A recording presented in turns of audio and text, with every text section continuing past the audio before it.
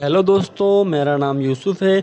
ये near death experience का second part है। अगर आपने इसका फर्स्ट पार्ट नहीं देखा तो ये वीडियो आपको पूरे तरीके से समझ में नहीं आएगा। तो प्लीज़ आप पहले इसके फर्स्ट पार्ट को देखें, उसके बाद इस वीडियो को एंड तक ज़रूर देखें।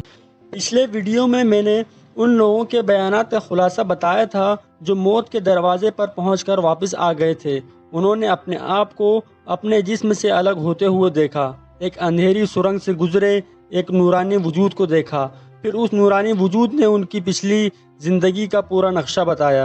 ये बात तो क्लियर है कि उन लोगों को मौत नहीं आई थी। अगर मौत आ गई होती तो ये दोबारा दुनिया में वापस नहीं आते।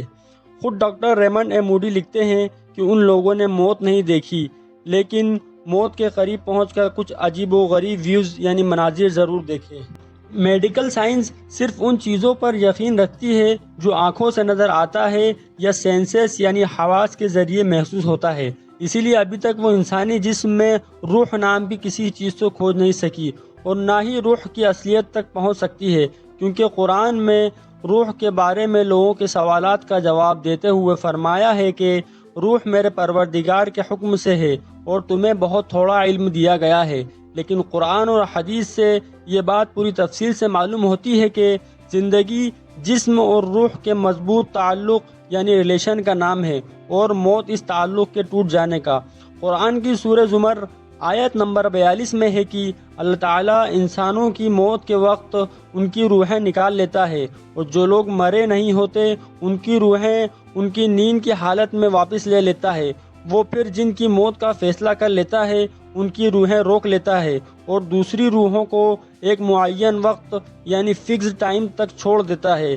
बेशक उसमें उन लोगों के लिए बड़ी निशानियां हैं जो गौर व फिक्र करते हैं।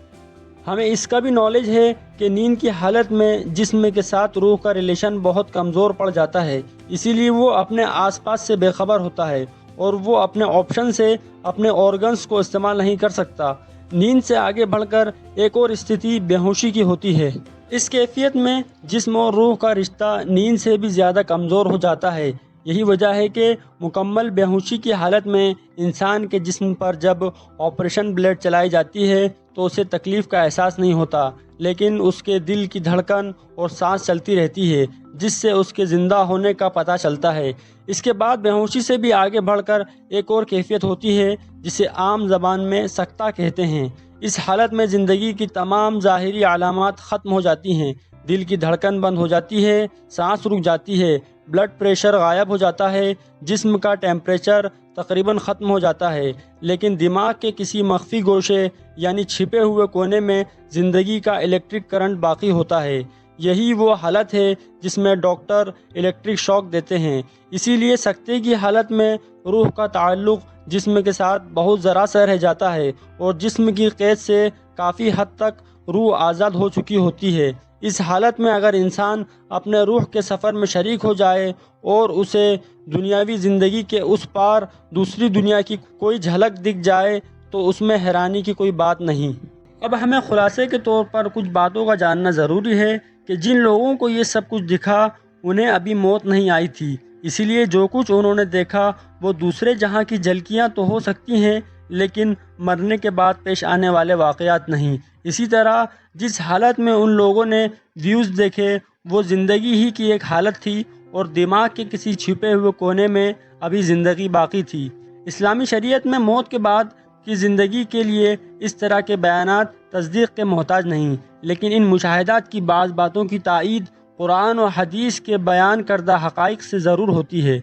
ये दुनिया क्या है, इसके तकाज़े क्या हैं और इस तक पहुँचने के लिए किस तरह की तैयारी की ज़रूरत है, यही बातें बताने के लिए अंबिया अलैहिस्सलाम तशरीफ़ लाते हैं, क्योंकि ये बातें हम सिर्फ़ अपने हवास और अपनी अक्ल से मालूम नहीं कर सकते और ये बातें हमें आखिरी नबी हज़रत मोहम्मद सल्लल्लाहु अलैहि वसल्लम ने इस्लामी शरीयत के ज़रिए बता दी हैं। Thanks for watching.